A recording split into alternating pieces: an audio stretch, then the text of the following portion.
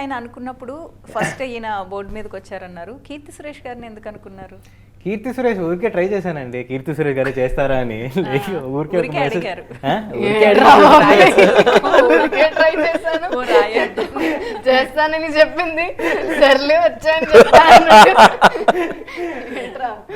అంటే జనరల్ గా నేను కీర్తి సురేష్ ఊహించుకునే కథ రాశాను అని అంటారేమో అనుకున్నా, కానీ మీ ఆన్సర్ చాలా డిఫరెంట్ గా ఉంది.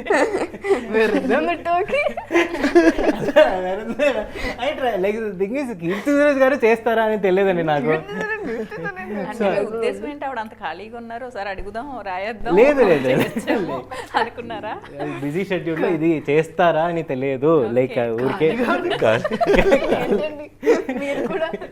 మీరు కూడా ఎక్స్ట్రా ఎడిషన్ పెట్టారు.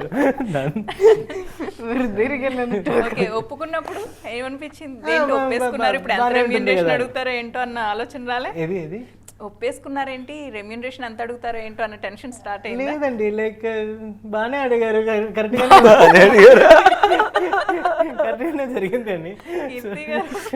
ఏ రేంజ్ లో అడిగారు? కాదు, బాగానే అడిగారా? బాగా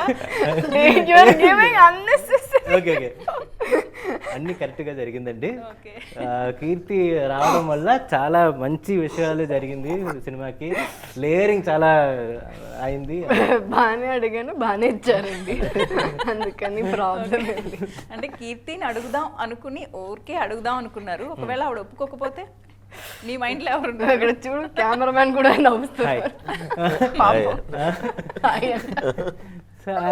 వేరే కాదు అది, ఎందుకంటే అది వేరే ట్రై చేయట్లేదు. వేరే ఎవరికైనా ట్రై చేస్తారా అని లేదు. లేదు కదా, ఐ హ్యావ్ ఎ ఫీలింగ్ ఏదో ట్రై చేసినట్టుంది. మరి ఇప్పుడు అది కూడా ఎందుకు చెప్పాలి అని ఎక్సెస్ ఇన్ఫర్మేషన్ అయిపోయింది కదా. అదే